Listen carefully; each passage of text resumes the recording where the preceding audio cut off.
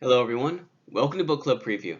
I'm Michael, and today we're looking at The Story of More, Part 3, Food and Energy, Chapter 12, The Plants We Burn. So, in the previous chapter, we looked at fuel from airplanes, trains, and especially cars. And in this chapter, author's really diving deep into where we get that fuel. This is a really long chapter with a lot of stuff going on, so I'm going to hit these points pretty fast, and hopefully as you read it yourself, it'll help keep you on track. The first one, the author just talks about the ancient Earth. Oh my goodness, millions of years ago, maybe when all the land mass was just one, and there was maybe a huge sea and another huge sea. I guess there would have been like another land mass too. But really talking about these three different places, this huge rainforest, this huge sea, and this huge other sea, and just the amounts of life that lived there, reproduced there, died there, became buried under there, and had more for millions of years. And eventually, all of that transformed into our fossil fuels. So as they died and as the land separated and plates moved in the earth, they got buried underneath the ground, and that pressure and heat turned that flesh or plants um, into fuel, into oil, natural gases, things like that. And all those different things we call fossil fuels because they're from fossils.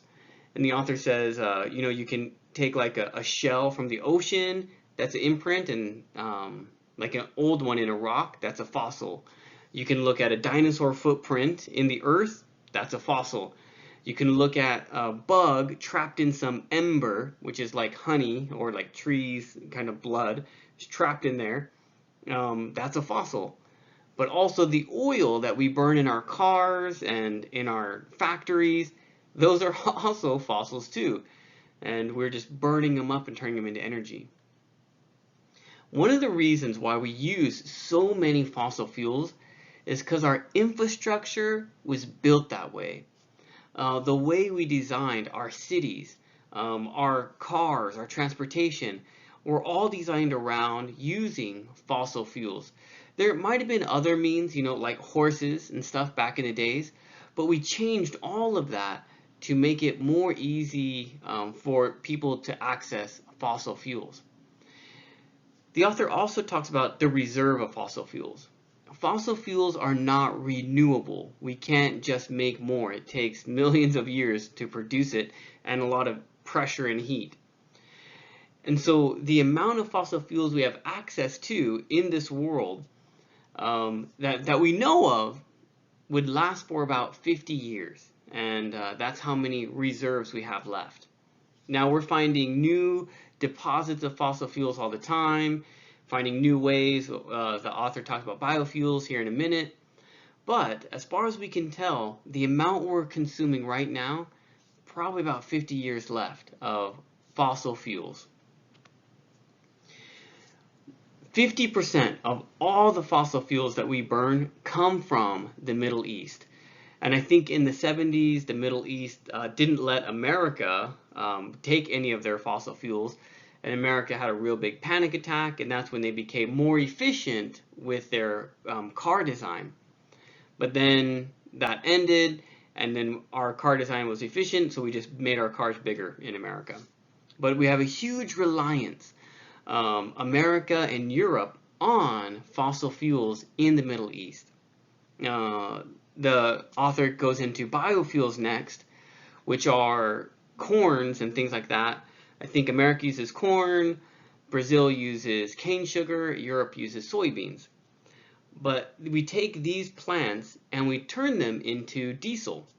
And that diesel we can use to fuel our cars or factories and things like that. But the amount of diesel that we produce only really counts for, I think, is like 5 or 10% of the amount of energy we actually use. And the amount of energy we still rely on fossil fuels. Now, coal is also a fossil fuel.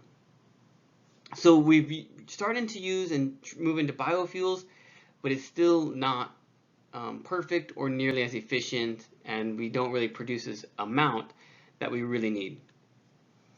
Another thing that comes from fossil fuels, as we take that crude oil, we call it, okay, that's pumped out of the earth, this black goo, and we heat it and we press it, and then it splits off. Some of it turns into gas, some of it turns into gasoline, and then some of it turns into diesel, like this mid part, and then I think the bottom part is what we turn into plastic.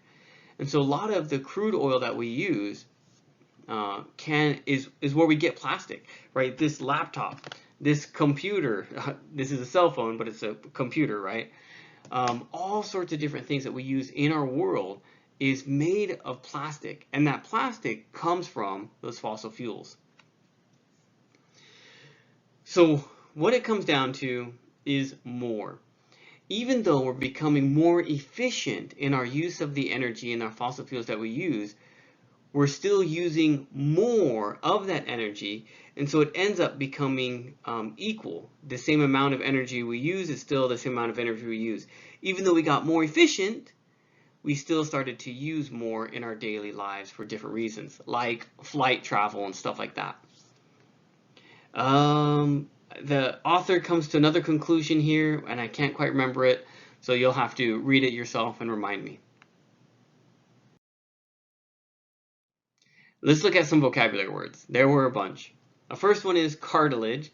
Cartilage is that kind of soft bone. It's not a bone, but it's in between your bones, and it's bendable and movable, and it kind of helps keep your bones from rubbing against each other and hurting.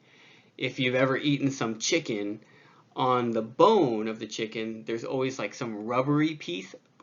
You could probably eat it if you really wanted to, but it's not a bone, that's cartilage.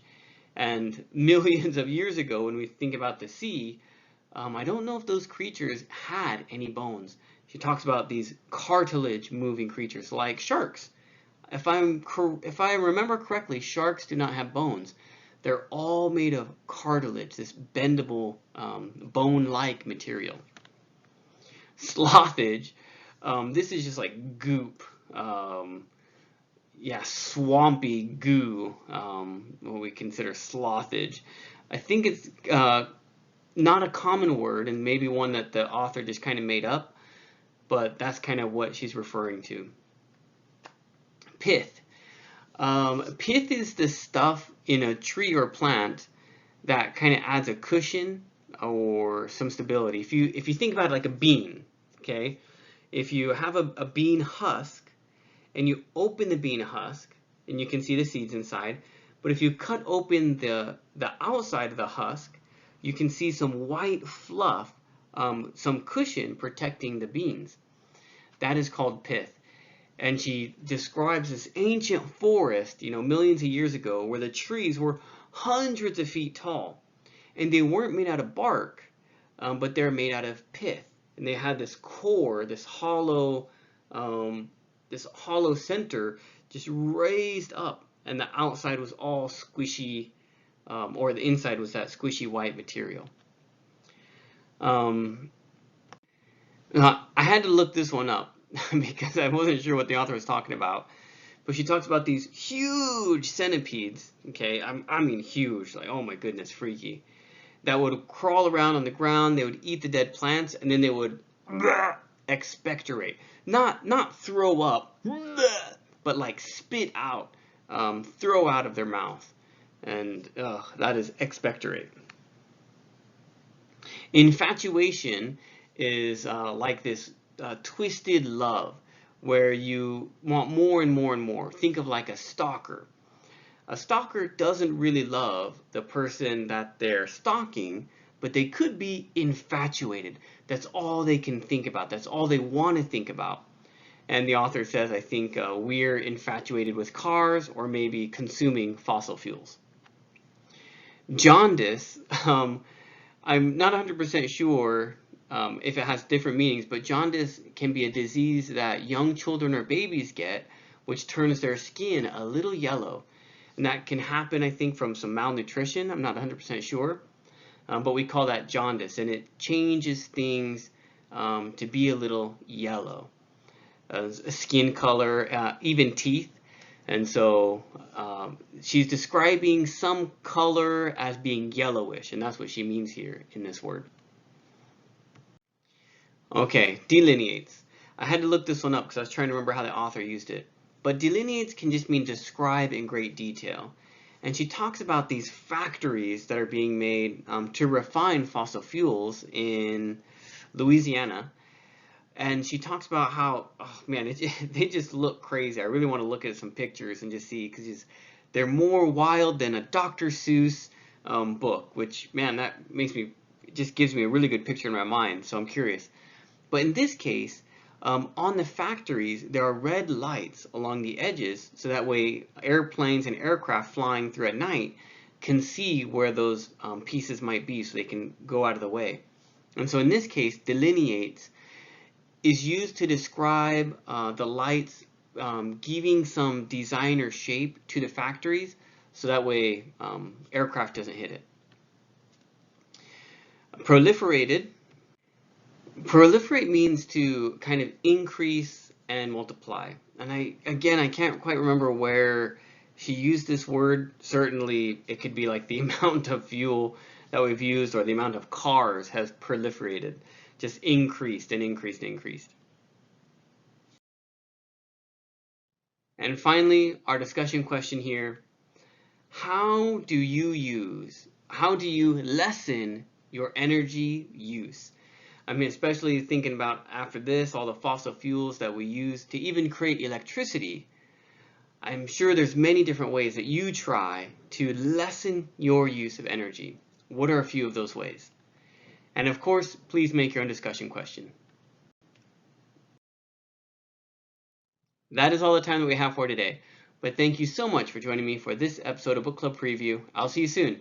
Bye bye.